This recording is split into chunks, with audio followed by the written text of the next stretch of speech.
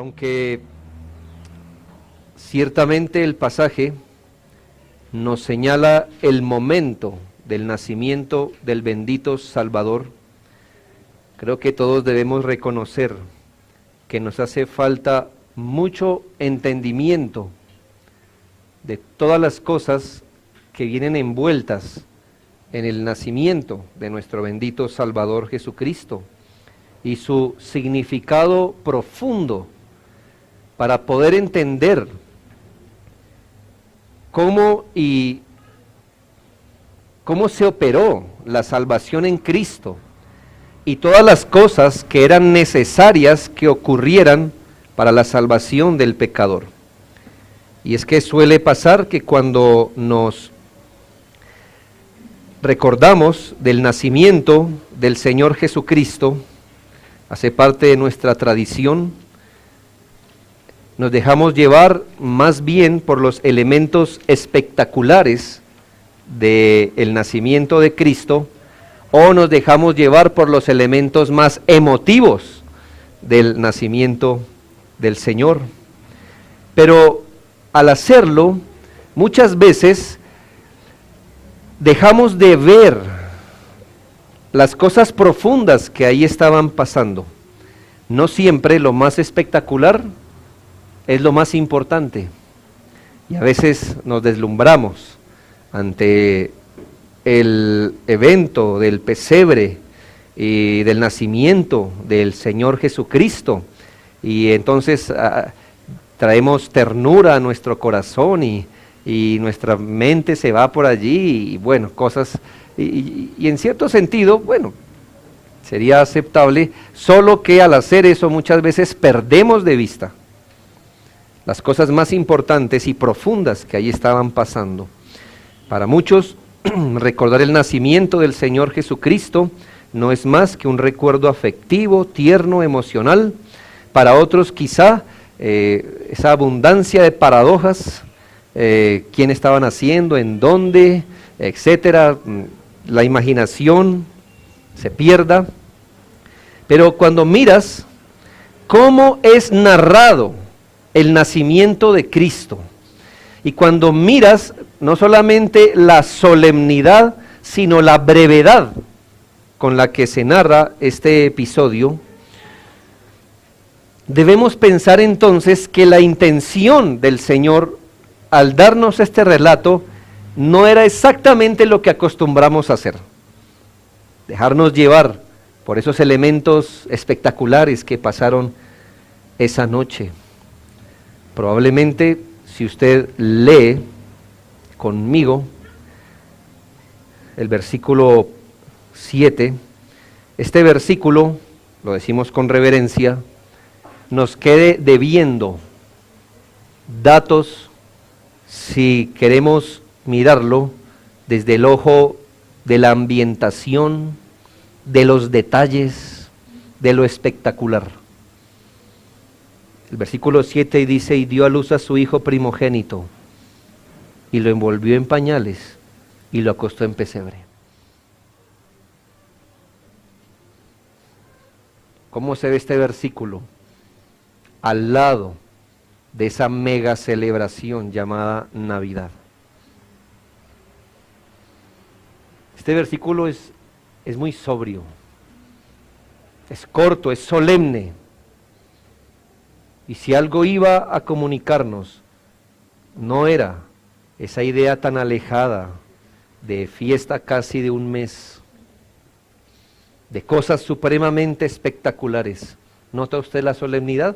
Como que hubiera querido usted a veces, bueno, que quisiéramos más detalles. ¿Quién estuvo allí? ¿Cómo fue el evento? ¿Qué más hubo? Quisiéramos una descripción que llenara más nuestros sentidos. Pero así se describe el nacimiento de Cristo: y dio a luz a su hijo primogénito. Punto. Punto, hermanos. Aquí hay solemnidad y aquí hay cosas que el Espíritu de Dios que inspiró la Biblia no quería que nos confundiéramos. La Navidad, tal como está hoy celebrada, me parece demasiado ruidosa, destellante, a comparación con este evento, que es muy grande. Este evento es muy grande, pero rodeado de solemnidad y profundidad. Y es el misterio de una virgen dando a luz al Verbo eterno, cuando éste tomó sobre sí una naturaleza humana. Por ello, permítame puntualizar en este sermón la gloria de la encarnación. Si es el nacimiento del Señor, de esto se trata este texto. Pero ¿qué es lo importante de que haya un nacimiento? Bueno, ¿quién estaba naciendo? No estaba naciendo cualquier bebé. No es ternura lo que este texto quiere suscitar en nuestra mente. ¿Quién estaba naciendo en Belén esa noche? ¿De quién se dice que y dio a luz a su primogénito? ¿Quién era él? Y aquí hay una gloria profunda que la Biblia no oculta, y es la gloria de la encarnación del Verbo. Podemos empezar leyendo, no porque de allí voy a sacar mi sermón, claro que no, pero podemos empezar leyendo la confesión de fe. Está en su himnario, en la parte de atrás, en el capítulo 8.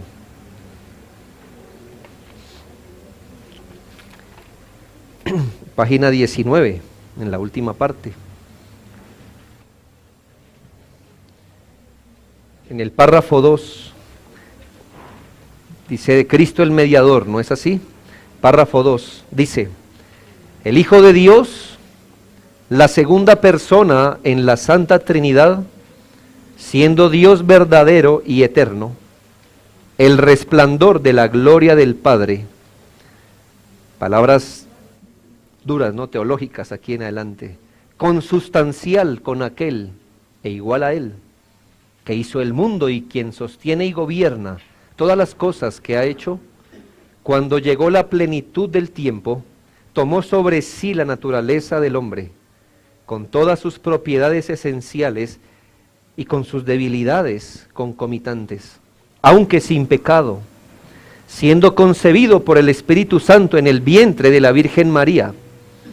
Al venir sobre ella el Espíritu Santo y cubrirle el Altísimo con su sombra, y así fue hecho de una mujer de la tribu de Judá, de la simiente de Abraham y de David, según las Escrituras. De manera que dos naturalezas completas, perfectas y distintas se unieron inseparablemente en una persona, pero sin conversión, composición o confusión alguna. Esta persona es verdaderamente Dios y verdaderamente hombre, aunque un solo Cristo, el único mediador entre Dios y el hombre. 2 puntos de mi sermón. Primero, ¿en qué consiste la encarnación? ¿En qué consistió la encarnación?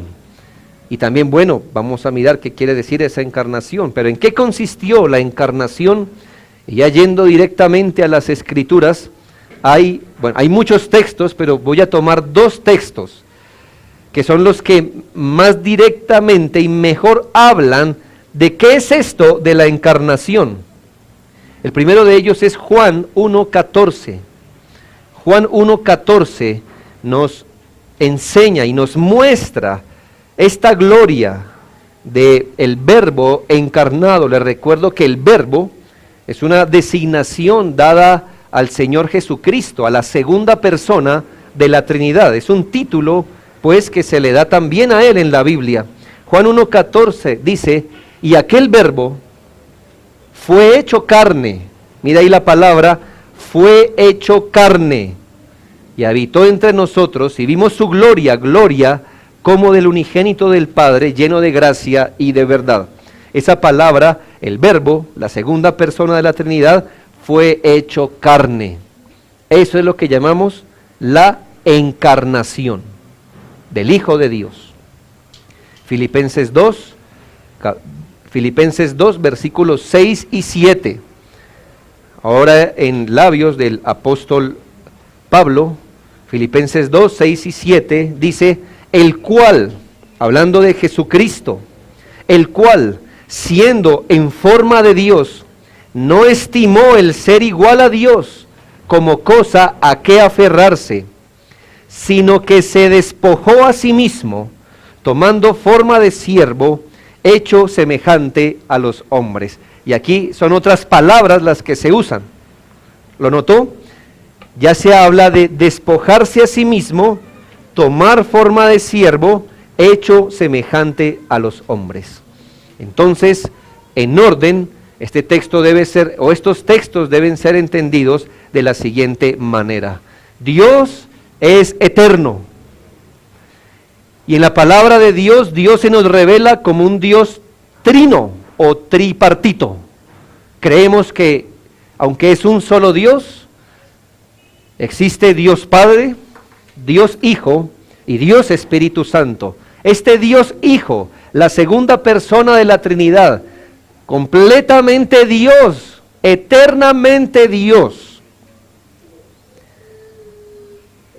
asumió o tomó, llegado un tiempo específico, llegando el cumplimiento del tiempo, como dice Gálatas 4:4, tomó sobre sí, asumió una verdadera naturaleza humana, añadiéndola así a su naturaleza divina.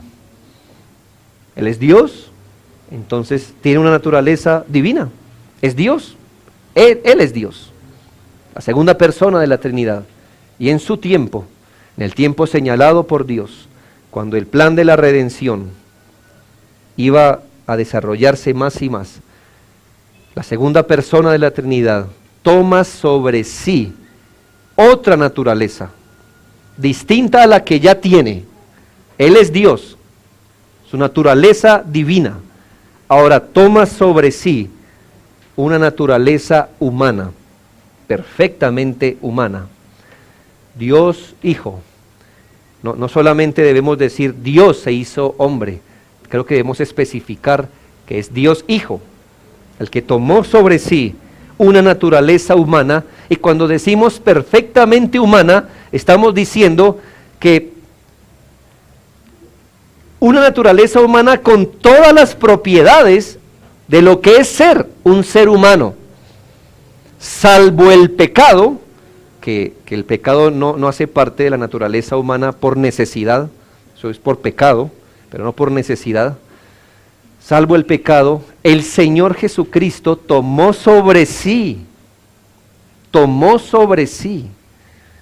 una naturaleza humana, añadiéndola a la naturaleza que ya tenía, que es divina.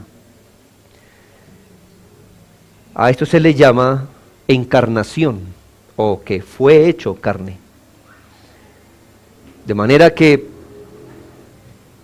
debemos cuidar cuando leemos textos como que el Señor Jesucristo nació y pensar que Él vino a existir cuando María lo dio a luz o cuando fue engendrado en el vientre. No. Debo recordar que Él como Dios, Él como el Verbo, en el principio era el Verbo estaba con Dios y el Verbo era Dios. Así que estamos hablando de un ser eterno. El Señor Jesucristo no viene a existir cuando es concebido en el vientre de María. Él ya era eterno, antes de todas las cosas, Señor glorioso de todas las cosas, la segunda persona de la Trinidad. Pero sí podemos decir que en el vientre de María tuvo inicio su encarnación. Y hermanos, y si estamos diciendo que el Señor Jesucristo tomó sobre sí una naturaleza humana de verdad, no simbólica, no aparente, sino real, quiere decir que de alguna forma misteriosa para nosotros, el Hijo de Dios empezó a ser una pequeña célula en el vientre de la Virgen María. No algo simbólico, sino algo real, real. Y aquí está el Dios de todas las cosas, la segunda persona de la Trinidad, siendo concebido como todo ser humano en el vientre de la Virgen María, solo que José no participó en hacer esa célula. Pero de alguna manera, hermanos, el Espíritu Santo, usando también la naturaleza de María, vino a dar la gestación del Hijo de Dios. ¿Y por qué somos tan específicos, hermano? Porque no es tan fácil decir que Dios creó una célula por allá en el cielo, fecundada, y se le implantó a la Virgen María, y que la Virgen María solo fue un recipiente de ese óvulo fecundado. Si así hubiera sido, hermano, Jesucristo no tendría conexión real con la raza humana. Pero tampoco, hermano, vamos a quitarle el misterio a esto, porque si él hubiera sido concebido por José y María, nuestro Señor, por línea directa, hereda la naturaleza humana. Por eso, tendría que ser dado divinamente, pero también de la Virgen María. Esto es un misterio, hermanos. Solo vamos a declarar lo que dice la Biblia. No hay explicación completa para esto. Pero esta unión incluye en que el Hijo de Dios eterno, todopoderoso, inmenso, tomó un cuerpo con sus necesidades y debilidades naturales. Quiere decir que si era un ser humano real, él tomó un cuerpo real, es decir, una naturaleza, un cuerpo real se estaba formando para él, y también un alma real.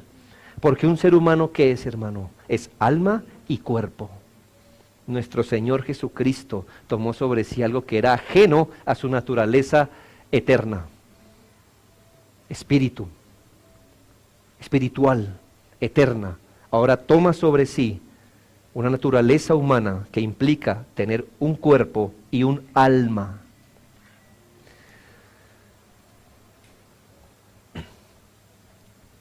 Esto quiere decir, hermanos,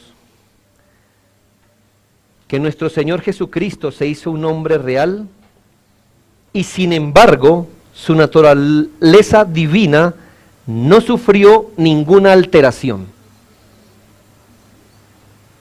Aunque el Señor Jesucristo tomó una naturaleza humana sobre sí, no alteró de ninguna manera su naturaleza divina.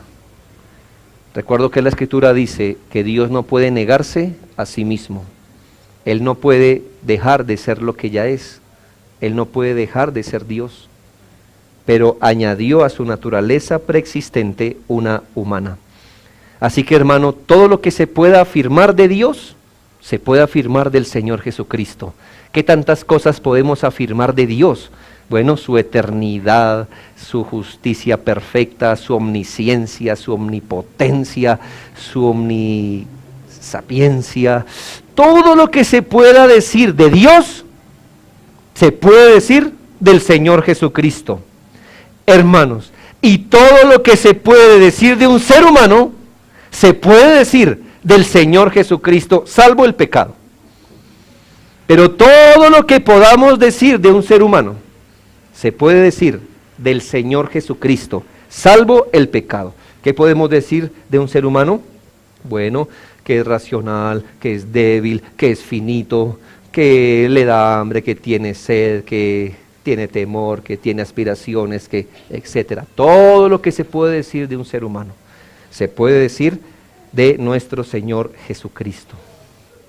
¿No es un misterio, hermanos? Es un misterio de enormes proporciones. La mente natural, al no comprender este tipo de cosas, prefiere razonar así. Todo eso es mentira. Todo eso es mentira. No lo entendemos, no lo creemos. Entender esto nos lleva a concluir que en el Señor Jesucristo tenemos dos naturalezas. Escúchese bien. No estamos diciendo que el Señor Jesucristo son dos personas o tiene dos personalidades. No. En el Señor Jesucristo tenemos una sola persona, pero tenemos dos naturalezas distintas. La realidad no es obvia, pero es lo que nos dice la Biblia. Nosotros debemos huir de encajar estas expresiones en las cosas que más nos dé sentido. Por ejemplo, Es un error pensar que Dios se convirtió en hombre. Piense en esa expresión. Estaba como Dios y ahora se convirtió en un ser humano. Luego, si se convirtió en un ser humano, ¿qué pasó con su deidad? Pues ya dejó de serlo. Si su naturaleza divina se convirtió en naturaleza humana, quiere decir que ya no tenemos a un Dios, sino tenemos a alguien que fue Dios, pero ahora convertido en ser humano. No, mis hermanos, la encarnación no es eso, porque le dije que Él añadió a su naturaleza divina, la humana, y la naturaleza divina no sufrió alteración. Tampoco podemos pensar que en Cristo o que el Señor Jesucristo está compuesto por una naturaleza humana y otra divina. No podemos pensar eso, que el Señor Jesucristo está compuesto por una naturaleza humana y una divina. Pensemos en el ser humano normal. Nosotros somos seres compuestos, ¿sabe? Los seres humanos estamos compuestos de una parte material llamada cuerpo y una parte inmaterial llamada alma o espíritu. Somos compuestos. En el caso del Señor Jesucristo, Él no está compuesto de una naturaleza humana y una divina. Es decir, Cristo es una parte Dios o una parte hombre. Algo así como mitad Dios, mitad hombre. Y quizás si algunos lo entiendan porque en su mente esa fórmula les encaja perfectamente. Pero no es lo que nos dice la Biblia de Cristo. Simultáneamente, en Cristo, Él es tanto Dios como hombre. Es todo Dios como todo hombre. Es 100% Dios y 100% hombre, así eso en matemáticas no resulte. Cristo no es mitad Dios, mitad hombre. Es todo Dios y todo hombre. Pero tampoco podemos pensar que las naturalezas de Cristo están confundidas en Él. Piense en esto. Vamos a irnos al otro lado de la creación. Abandonar esto es un ejemplo muy tonto, pero piense en esto. Usted tiene un banano que es un banano. Su naturaleza es de banano. Eso es lo que es un guineo, ¿sí? Esa es su naturaleza. No es una pera, no es nada. Y tiene al otro lado una pera. La pera no es banano, el banano no es pera. No estoy diciendo nada ajeno, ¿verdad? Usted dice, sí, eso ya lo he entendido. Si usted toma en una licuadora y pone ambas cosas, prende la licuadora, hermano, eso ya usted no puede saber qué es. Eso quedó revuelto, eso quedó confundido.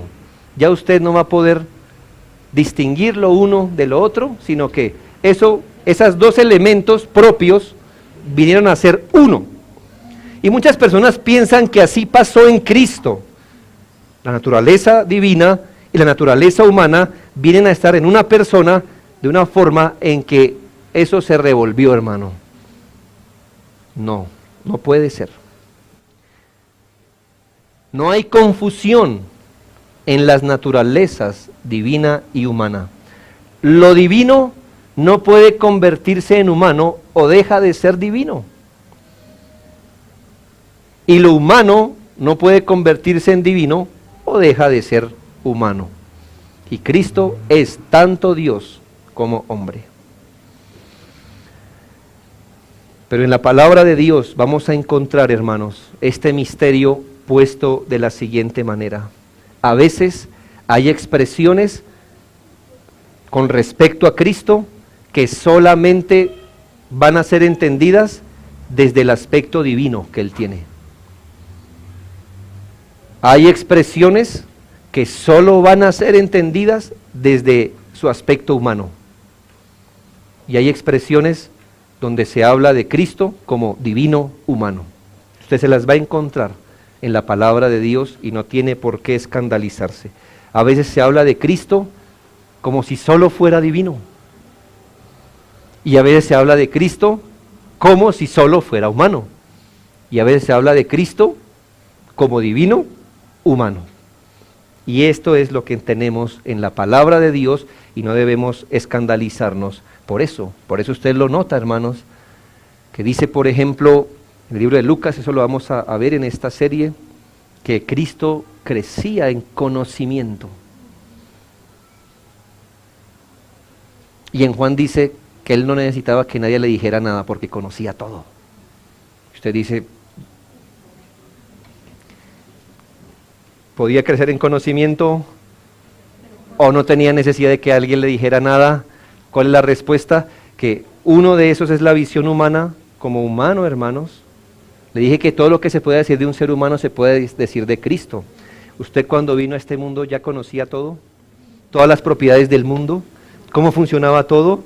Hermano, el Señor Jesucristo tuvo que aprender así. Su papá tuvo que tomarlo y decir, hijo, repite. Y habló Dios todas estas palabras diciendo, ahí estaba el niño Jesucristo repitiendo para aprender la ley. Él no se sentó un día en la mesa y le vino una luz a los ojos y dijo, ya me sé los mandamientos. ¡No! Él aprendió y además dice la Biblia que él aprendió muchas cosas a través del sufrimiento que tuvo. Dicen Hebreos. Él tuvo que quizá ver su padre morir. Él tuvo quizá que ver y sentir dolor del desprecio y cosas para que aprendiera como usted y como yo a ver la miseria humana. Y por otro lado, podemos afirmar de Cristo todo lo que podemos afirmar de Dios, que cuando Él miraba a los que le predicaba, les miraba también su corazón. Y no tenía necesidad que nadie le diera testimonio de los hombres, porque Él conocía lo que ellos estaban pensando. ¿Qué caviláis vosotros en vuestros corazones? Él lo sabía, Él lo sabía. Ahora, ¿cómo eso existencialmente pasaba en Cristo? No sabemos, es un misterio. Y las cosas secretas, dejémoselas al Señor. Pero simultáneamente ahí estaba en el Señor, sin confusión, sin conversión de sus naturalezas. Pero ¿qué ocurre en la encarnación, hermanos? Y aquí está parte de su gloria, aunque no nos parezca. El Hijo de Dios no colocó a un lado su naturaleza divina, pero en la encarnación Él veló su gloria cuando tomó sobre sí una naturaleza humana. ¿Entiendes? La veló, la ocultó. No se deshizo de ella. Él no puede decir, ya no quiero ser Dios. No, Él es Dios, Él es hombre. Pero al hacerse hombre, ¿qué hizo? Puso como un velo sobre su naturaleza divina. Piensa, hermano, que podemos tener aquí un gran reflector. Y el reflector alumbraría inmensamente. Pero si ponemos sobre él una lona gruesa, no estamos negando que hay un reflector, estamos velando su luz. Y cuando el Señor Jesucristo se hace hombre, no deja de ser Dios, pero vela ante nuestros ojos su naturaleza divina. Hubo un momento, por así decirlo, donde Él corrió un poquito de ese velo. ¿Lo recuerda cuando? En el monte de la transfiguración. Es como si Él, ¿cómo? No me lo entienda, es una metáfora. Es como si Él hubiera corrido un poquito del velo. ¿Y sabe qué hicieron los tres acompañantes? Cayeron al piso, hermanos. Podían ver el resplandor, ni de su rostro, ni de su ropa. Pero Él hace esto, hermanos. Piensa en esta figura. Piensa en un rey muy, muy poderoso, en un rey muy, muy rico en joyas. Tiene su corona, todas las joyas que puede, sus vestidos son brillantes, todo en él es glorioso. Ahora piensa esto, que poco a poco se va quitando la corona. Aún sigue siendo rey, ¿no? Pero sin corona. Ahora se quita su capa, sigue siendo rey, pero sin capa. Ahora se quita sus vestiduras y se pone unas vestiduras comunes. Él sigue siendo rey. pero ya no está vestido de su gloria. Ahora piensa esto, hermano. Cristo ha recibido la adoración eterna desde que todos los ángeles fueron creados. Él ha recibido una mejor adoración que la que usted y yo pudiéramos darle. ¿Cómo cantará un ángel? No sé. Mejor que nosotros, sí es seguro. ¿Qué palabras dirá un ser que jamás ha pecado? ¿Qué palabras le dirigirá a Cristo, un ser que jamás ha pecado desde que fue creado? ¿Cómo le dará gloria a Él? ¿Cómo se arrodillan las huestes celestiales ante el resplandor de su ser, que para nosotros es velado? Aún, si usted lee la Escritura, aquel que se le apareció a Isaías en la visión, ante el cual los ángeles se tapan los ojos, es Cristo, según Juan. ¿No ha leído Juan 12? Era Cristo. Ahora viene un momento, hermano, donde Él se tapa y se hace menor que los ángeles. Y abandona la gloria que tenía antes de que el mundo fuese. Y al entrar a este mundo, es como si este mundo le dieras la bienvenida a Él diciéndole, ¿eres hombre? Ahora vas a experimentar todo lo que experimenta un ser humano, sus necesidades y sus limitaciones. Y no solo esto, sino que al venir a ser hombre, se hizo siervo entre los hombres. Y no solo eso, sino que se hizo sujeto a la obediencia que lo llevaba a la cruz. Hermano, si usted es un jefe y lo rebajan a un obrero, le han humillado. Pero si el Dios eterno se hizo hombre, eso es humillarse. Eso es humillarse. Y Él se humilló al hacer esto. Tenemos al Hijo del Hombre así. Volvemos a Lucas 2:7 y leemos con solemnidad. Y dio a luz a su hijo primogénito, y lo envolvió en pañales, y lo acostó en pesebre. ¿Quién era aquel que nacía, hermanos? ¿Un simple bebé, un bebé tierno? ¿Quién estaba viniendo o viendo la luz de este mundo con sus pequeños ojos? ¿Quién lloró en ese establo? ¿Quién estaba siendo envuelto en pañales y apretado con cariño en el pecho de su madre a causa del frío? ¿Quién era? ¿Quién era? El Hijo de Dios, la segunda persona de la Trinidad, que tomó sobre sí la naturaleza humana con sus propiedades particulares. Esto es lo que se pierde entre las guirnaldas y entre el árbol de Navidad, hermanos. Esto es lo que se pierde. El asombro en el que deberíamos caer al mirar que quien nacía es Dios, Dios de todas las cosas, asumiendo nuestra naturaleza para nuestra salvación. Mi segundo punto, hermano, es ¿para qué Cristo se encarnó? ¿Para qué esto, hermanos? ¿Por qué? ¿Por qué el Rey se quita su corona y se viste de ropas humildes? ¿Por qué Cristo se encarnó? Y aquí, hermanos, debemos aceptar, aunque no entendamos, la maravilla del amor de Dios. Estamos arrojados a un gran misterio y hay preguntas que ni siquiera deberíamos hacer. Existen otras muy buenas que jamás podríamos responder. Pero Dios no hace nada sin propósitos. Y esta obra misteriosa y maravillosa de la encarnación se llevó a cabo en concordancia con el plan redentor. Básicamente hablando, estaba incluido en el plan redentor que la justicia de Dios insatisfecha debería ser satisfecha, que se debería pagar por el pecado en el que el ser humano ya había caído. ¿Y quién vendría a ser eso? Un sustituto del pecador. Pero este sustituto debería tener ciertas características, o si no, su pago solo sería simbólico y no real.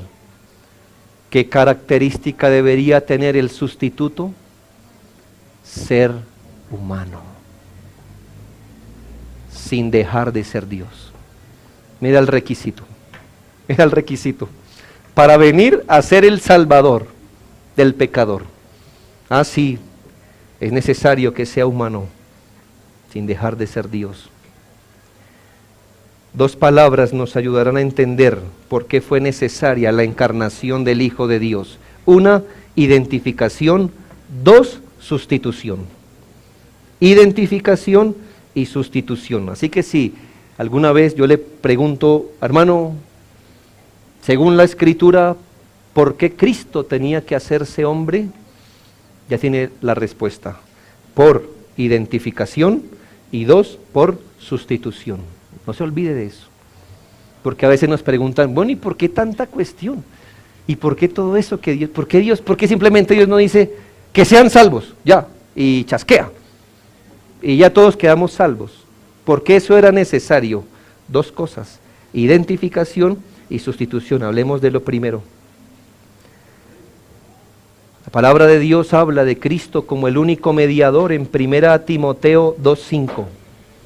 Porque hay un solo Dios y un solo mediador entre Dios y los hombres. Y escuche la respuesta. No dice Jesucristo, no. Hay un solo Dios y un solo mediador entre Dios y los hombres. Jesucristo, hombre. ¿Notas lo que dice la Biblia?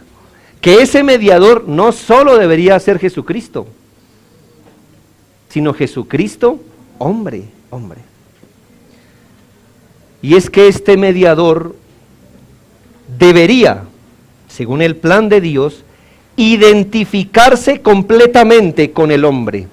Vamos a suponer, hermanos, que en una empresa están los directivos, los que a veces en algunas empresas ni siquiera sabe cómo vive un empleado, ni siquiera sabe qué hacen las cosas que hacen los empleados para tener el producto hecho, no saben, realmente no saben. Y están los empleados de una empresa, que ellos sí saben cómo se maneja toda la empresa, sudan, todo, ¿me hago entender? Y entonces hay una tensión entre ellos. Si hubiese una disputa entre ellos, ¿cuál sería el mejor individuo para mediar en esto? Creo que si la directiva dice, entre nosotros va a ir un mediador, usted diría, pero él no sabe. Y si de los empleados sale el mediador, el empleado no sabe muchas cosas que los dueños y los jefes saben. ¿Quién sería la mejor persona? Una extraña persona que supiera lo uno y lo otro. Me encanta mucho ver, no siempre, pero una serie donde hay jefes que se disfrazan de empleados para ellos mismos entender, y ellos a veces con lágrimas dicen, yo no sabía que esto era lo que hacían mis empleados, no lo sabía. Ese hombre ahora puede ser un buen mediador, ¿sabe? Porque sabe qué es ser jefe, con todas sus demandas y beneficios, y sabe qué es ser un empleado. Bien, yéndonos al otro lado infinitamente mayor, hermanos, el mediador que necesitábamos debería ser hombre. Él debía experimentar la condición humana para que él, de una forma real y no solo simbólica o teórica, se compadeciera de aquellos que representaba. No es algo teórico, no era algo que Dios le iba a decir, mira, es que los seres humanos sufren. Y el Señor Jesucristo decía, bueno, sí, y entonces yo voy a ir a la cruz por ese sufrimiento. No, en el plan de Dios, Él debería experimentar el sufrimiento para poder ser, en verdad, un mediador real. Hebreos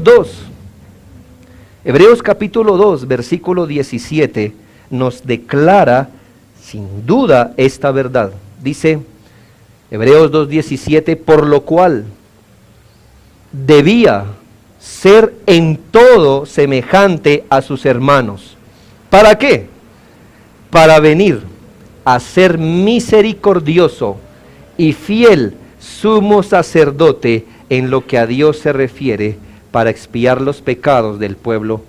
La Biblia dice, hermano, que el Señor Jesucristo debería ser en todo semejante a nosotros para ser misericordioso y fiel sumo sacerdote. Quiere decir que si Él no hubiera experimentado el sufrimiento como un hombre, su representación hubiera sido simbólica y no real. Pero cuando Él experimentó, su ministerio es real. Hebreos 2:14. Así que, por cuanto los hijos participaron de carne y sangre, Él también participó de lo mismo, para destruir por medio de la muerte al que tenía el imperio de la muerte, esto es el diablo. Y este segundo versículo nos dice por qué también Él debería identificarse con nosotros. A menos que fuera humano, Él no podría morir. Él tendría que ser humano, ¿para qué? Para poder morir. En la Biblia, hermanos, sin muerte no hay remisión. Y si Él no pudiera morir, entonces, ¿cómo iba a pagar? ¿Cómo? Él debería asumir una naturaleza que pudiera morir, para asumir así el mal real del pecador. Hermano, esto se llama profunda identificación. No solo ser un hombre, sino ser un hombre para vivir y para morir. Es una gracia maravillosa, hermanos. Y se lo voy a decir por qué. Porque Dios no hizo eso con los ángeles que pecaron. ¿Sabe usted que antes, no sé en qué momento, pero en un momento de la historia, algunos ángeles se rebelaron contra Dios? Y cuando el Señor castigó eso, a los que no pecaron, los hizo a un lado, y a los que pecaron, al otro lado. Y para ellos están eternamente condenados. Hermanos, Dios no se hizo ángel por tener misericordia de los ángeles y salvar a los ángeles que pecaron. Pero con la raza humana que pecó, Dios sí hizo eso. Se hizo hombre para salvar de su miseria a los hombres. Se identificó con el ser humano, cuerpo y alma, hasta llegar a sentir profunda tristeza, según la palabra de Dios. Quiero que piense en las palabras que dice el Evangelio, que cuando estaba en el Getsemaní le dijo a sus amigos: he aquí estoy en profunda angustia hasta la muerte. No era simbólico, algo así como: yo he visto que los seres humanos se angustian. Más o menos creo entender qué es eso. No. Cuando estaba en el huerto de Getsemaní, Él se angustió. Y de su angustia, dice la Biblia, le surgieron como gotas de sangre en su frente. Se angustió. Él estaba angustiado realmente. Él estaba diciendo: esta es la situación que experimenta una persona que está bajo la ira y el juicio de Dios. Es terrible si en esta condición Él se presenta delante de Dios. Oh, estoy muy angustiado porque yo experimentaré lo que estos miserables hombres experimentarán si parten sin Cristo de aquí. ¡Qué miedo me da! Quisiera que esta copa pasara de mí, pero que no se haga mi voluntad. Cristo no retrocedió, principalmente al ver los clavos. Cristo estaba angustiado porque en unas horas iba a experimentar la ira de Dios que viene sobre el pecado. Y eso le aterrorizó, hermanos. Y lo segundo, sustitución. La encarnación no es completamente entendida si olvidamos que en el plan redentor el Señor Jesús estaba aquí en la tierra como el segundo Adán, como el representante del pueblo elegido, como el sustituto, como el vicario, como el que se pone en lugar de otro. Y creo que ya se lo he dicho, pero no, siempre es bueno recordarlo. A veces cuando escuchamos la expresión que el Señor Jesucristo pagó en la cruz por el pecador, a veces nuestra relación es como si usted debiera una cantidad de dinero que no puede pagar, y alguien que tiene todo el dinero que usted debe, va a quien usted debe y dice, yo pago por él, mire, tome. Y así, la deuda que usted no podía pagar queda saldada por alguien que tenía el recurso que usted no tenía. Hermano, así no operó la cruz, así no operó. La cruz operó bajo el sistema del sustituto. Ahora piense esto, usted está debiendo una cantidad que nunca puede pagar. Y por ello usted va a la cárcel por los próximos 30 años hasta que pague el último centavo. Y en la cárcel alguien va y dice, yo voy a pagar por usted, sálgase de ahí y yo pago los 30 años por usted. Eso es sustitución. Y eso fue lo que Cristo hizo en la cruz. Quitó el pecador para ponerse él. No es un rescate como si usted paga un rescate cuando alguien es secuestrado. Está secuestrado, le piden un dinero, usted recoge el dinero, lo paga, sale el secuestrado. No, aquí la figura sería, yo me doy por el secuestrado. Y yo voy a sufrir la consecuencia del secuestrado para que él pueda salir. Hermano, así debemos pensar de la sustitución. Dios, por su justicia, debía ajusticiar a ese pueblo que quería salvar. Pero les quería mostrar gracia, así que ¿qué hace? Quita a ese pueblo y pone al Señor para descargar en él el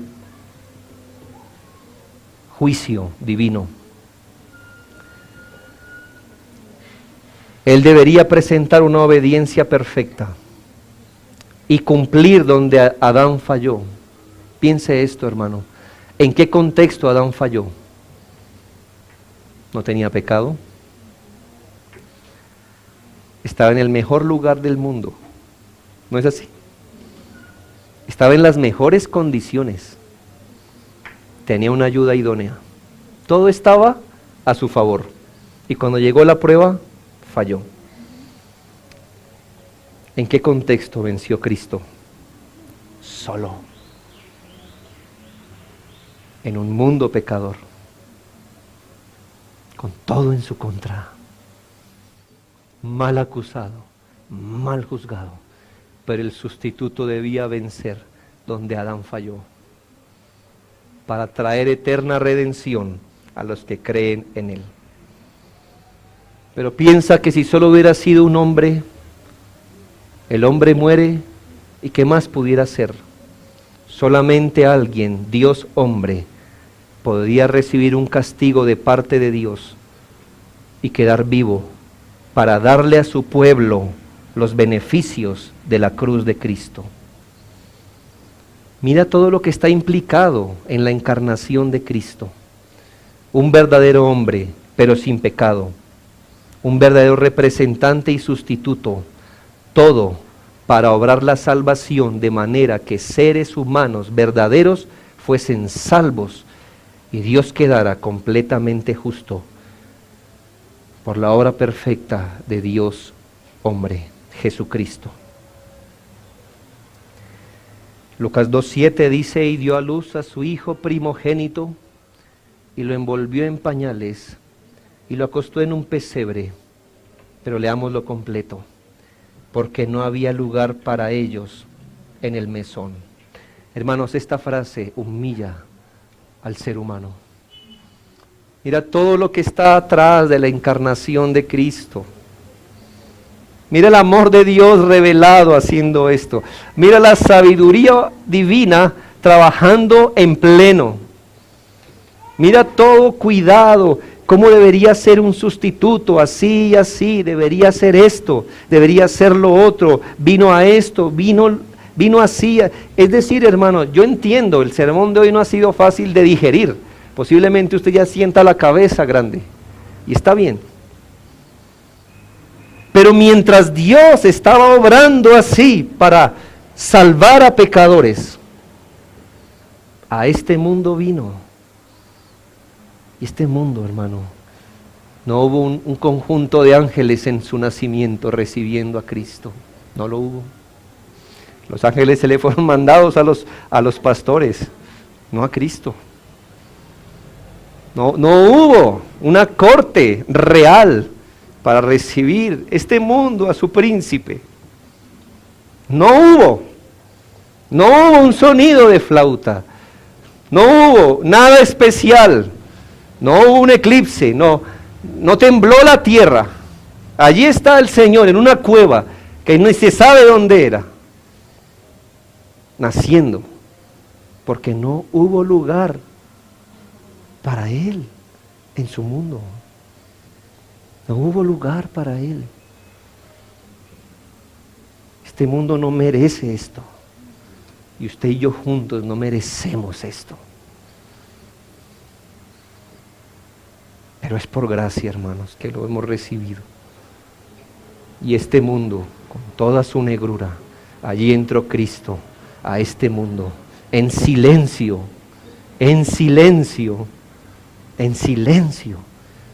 obrando para nuestra salvación. Se hizo pobre, siendo rico, para que vosotros con su pobreza fueseis enriquecidos. Esto no tiene que ver con dinero, hermanos. Tiene que ver con encarnación. ¿Ya conocéis la gracia de Jesucristo? ¿Ya la conocéis? ¿Qué hizo Jesucristo en su gracia, siendo rico, teniendo las glorias del cielo? Se hizo pobre, es decir, se encarnó, se humilló como hombre, siendo rico, para que a través de esa obra de encarnación fuésemos enriquecidos, fuésemos aceptados por Dios, fuésemos justificados al creer en Él. Esta es la gloria de la encarnación. No la entendemos en su mayor parte, no la pudiéramos explicar satisfactoriamente, pero es lo que Dios obró en su Hijo Jesucristo para la salvación del pecador. Oremos.